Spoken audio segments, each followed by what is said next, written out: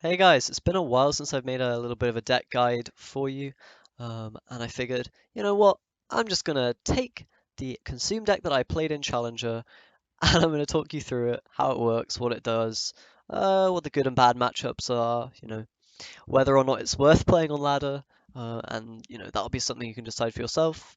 But yeah, I thought, why not? The deck's really cool, it's really fun, it's really unique, so may as well, give it a bit of a spotlight, show you what's going on with it. So I know it's a little bit late, but whatever.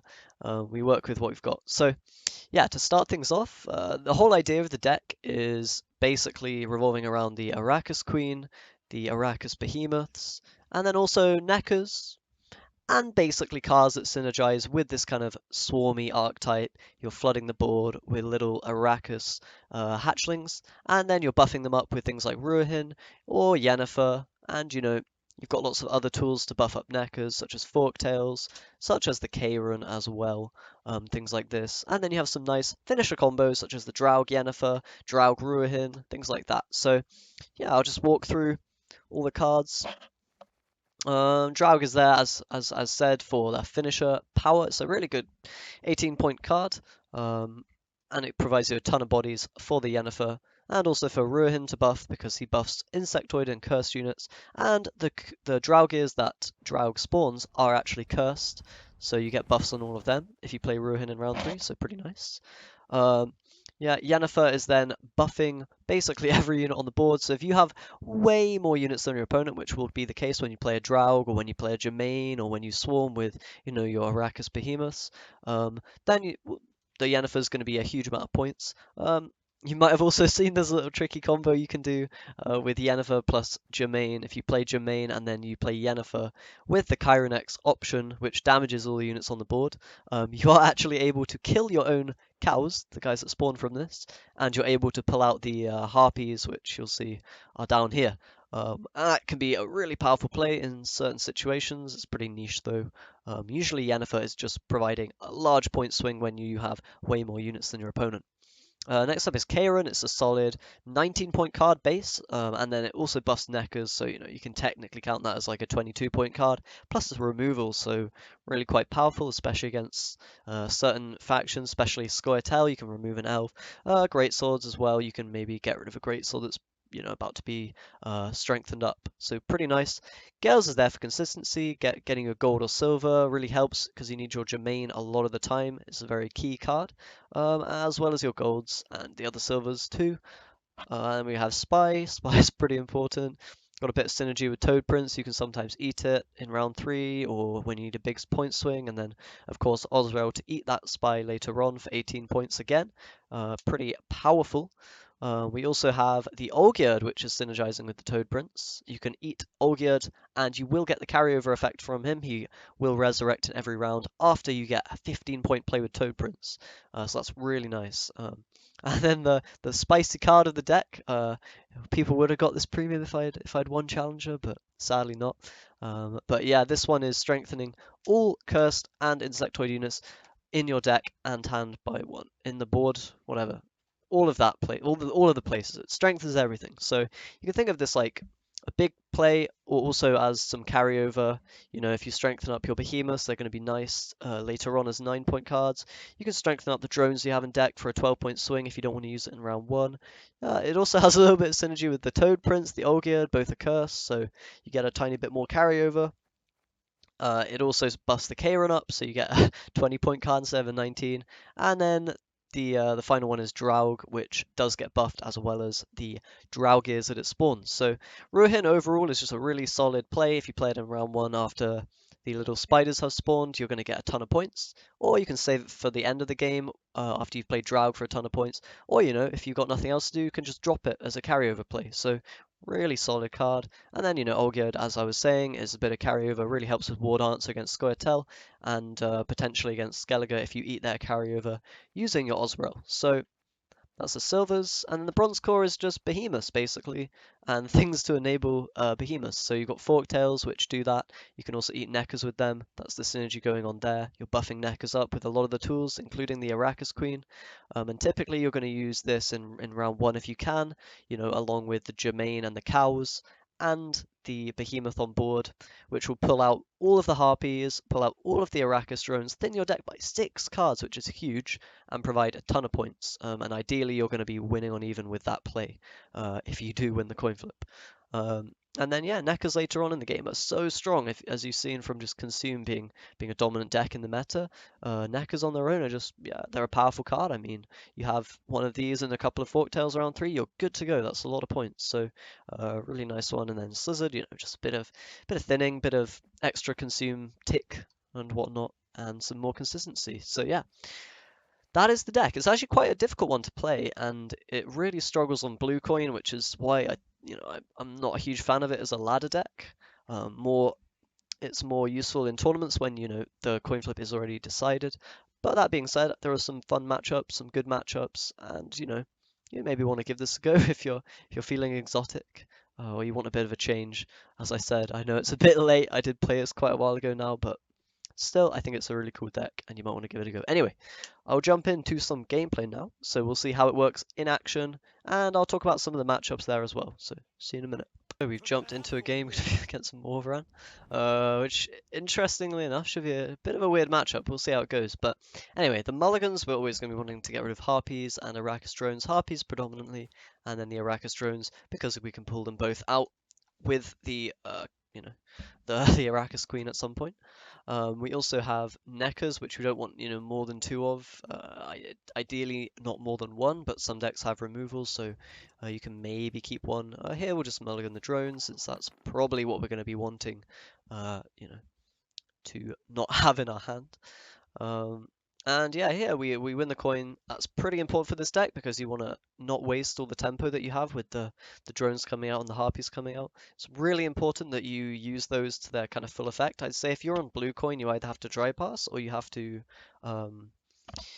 play the round out without using both the Harpies and the drones. So maybe just get the drones out on their own, or just get the Harpies out on their own. But I would really recommend not getting both out and kind of wasting that tempo play.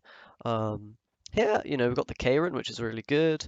Looking at the servers we can pull with Gales, you've got Ruahin, you've got the Olgierd, you've got, of course, Osrel, and finally, what is the final one? Jermaine, of course. Jermaine is pretty important since we can't actually pull the Harpies out very easily without him. You can sometimes play a Harpy from hand, eat it, and repeat if you want to do that to get them out. And you can also eat Yennefer's Unicorn to pull them out. Those are kind of the only other ways to get them out other than that, but you can treat them as done banner sometimes.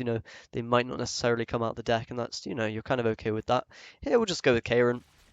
Would be nice to get a Behemoth down first, but if we do play that, he's probably going to remove it with the Morvran and revealing a Fire Scorpion or something like that. So not going to allow that to happen. Here we'll just take our big 19-point swing, remove his engine, and then we can get on with the round. So here we probably want to drop the Behemoth.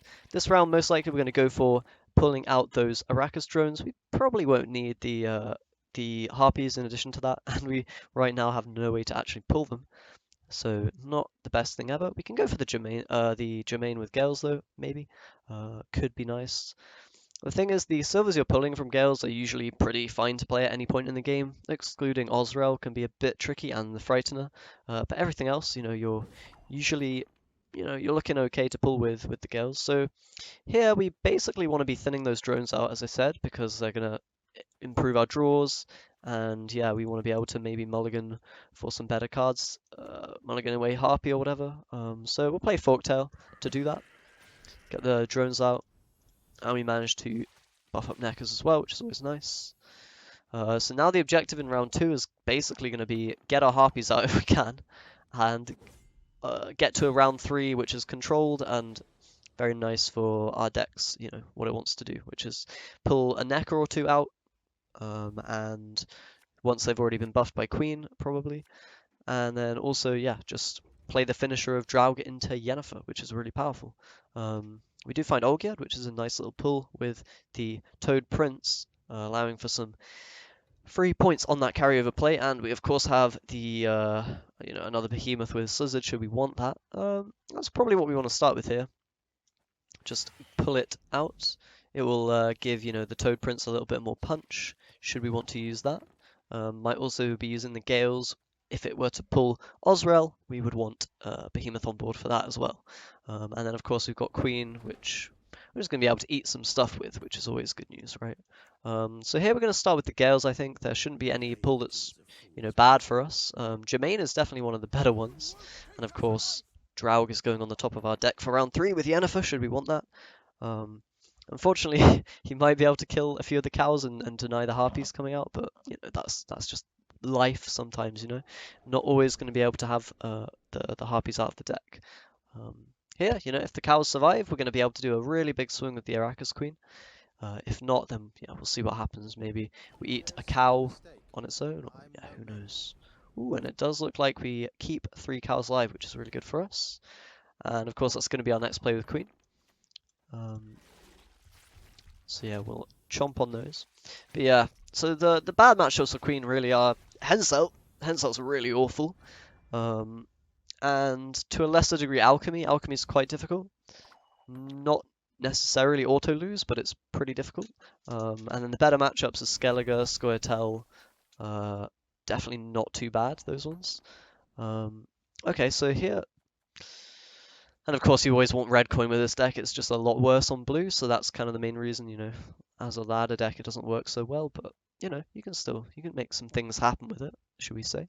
So we said we want to save the Yen for the Draug finisher, which, is probably still the case. We're going to want to eat Olgierd with the Toad, and we need to base, we don't want to get too, what's the word, involved in this round with the gold weather coming down, of course, so I think playing Toad Prince and then maybe saying, okay, we're going to pass after that is reasonable. Maybe play Frightener, we'll see what happens. Frightener might actually be nice to kind of disrupt any Scorch effects he has in round 3, such as, Villain Trettenmirth or just Vanilla Scorch or Yen for a Scorch, things like that. So we'll see what happens here. Reveal, it's typically not got the strongest finishers. But here, we'll see what happens. And of course in deck we still have Ruhin, we still have a Forktail, we still have a Behemoth, and we still have that Osrel, so there's quite a few powerful cards left for us. At this point, yeah, I'm really debating whether we should pass or not. It's either Frightener or pass. Frightener if we want to be rid of the Spy, or if we think it's going to be useful, which, it might be. There's potential there. We could also just play like a Necker out, since it will undoubtedly be kind of bad in round 3, a single one that is, and that's probably the play I'm going to go with here. We want like to mulligan the Necker away, right, and then pull the last one out with Forktail, if we can do that. Might not be possible depending on what he plays here. Also, we just want to be a little bit careful of Letho Regis, which is a combo that could, really hurt if we allow him to get that. But here he just drops a Spy, and I think this is a good time for us to pass. It might be incorrect to keep the Frightener in hand, but we do have an Osril target now with the Cantarella, so we're kind of not worried about that. And yeah, Frightener might be awkward, it might draw us a Necker in round 3 or something, but, after we mulligan it, we'll see what happens. But definitely if we're playing around Villain Trettenmirth and, Yennefer into Scorch, things like that, then this is going to be a nice play. We'll see what happens. But yeah, you definitely have to be in control of the game with this deck and get to a round 3 that, you have dictated. Like, if we have Draug into Ruhin and Yen, it's going to be a lot of points, but obviously if the opponent's in control, they are able to disrupt that, so got to be careful, got to be wary. And he does know about our Spy, but that's okay. We're gonna hold on to it. I don't think it's too bad. Hopefully, we're drawing into either a way to eat the Necker or Ruhin. Those are kind of the best 2 pulls at this point in the game. And typically you want to play Draug and then Yennefer immediately to stop them swarming the board so much. But in this situation here, we're probably okay to go with Osrel first, because we want to, ensure that we've eaten the Cantarella there for maximum amount of points. It is a little bit scary because of, Letho Regis or Yennefer into Scorch for a big amount of points. You kind of assume that either of like one or two of those, one of those is being run by a deck like his. So we'll see what happens, but most likely we're going to go with Draug next, and then into the Yennefer, just for a whole load of points. Your nightmare. And then if we can find, either Ruhin for like a nice 18-point slam or whatever, I think that's how much it usually is at this stage in the game. Could be really good. But okay, Vanhamar comes down. It's a pretty nice one for him. We could honestly even think about using Yen for damage at this point because, you know, he's nuked our board. We don't have many units left, and we have this Frightener to kind of, uh, you know, work around that issue of him having less units than us. And of course we've got these 1 strength units, so the damage will probably be worth more unless we're drawing into Ruin, but let's not worry about that too much. I'll play the Frightener now. Draw a Necker, which kind of not really what we wanted. The worst out of the options there. I mean, debatably Ruin is worse. You could definitely make a case for that being the case. And here we have to kind of make the decision of, okay, well, what's going on here? Does he have, you know, more cards that are going to remove our stuff, or is he going to be able to swarm our board a bit? Like, what's going on? Should we play Yen now or save it? I think here we want to save it and just pop a Necker out. Seems pretty safe. And then if, you know, he plays a couple of cards at once, yeah, maybe we get some nice value there. And yeah, we really are kind of lacking points here. Unfortunately, we can probably go ahead and play Behemoth. Don't see why not. And then, you know, we're finishing with the Yen and the Necker. I don't think it'll be enough to catch up to him here. We will see. I mean, the Igni there is dead, of course, so we want to Yennefer for Chironex first, since he has more units. And then end the game here with a quick Necker. And it turns out that will be enough points to close it out, fortunately for us. Pretty close one, pretty tough.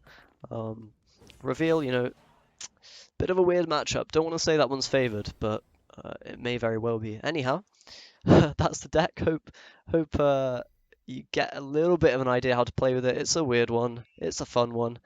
Not the most competitive, let's be real here, but you know, I like it, it's cool, and I thought I'd revisit it. Yeah, why not? Anyway, hope you enjoyed. If you have any feedback, let me know. I'm always reading those comments, but anyhow, have a good day, everybody, and I will see you next time.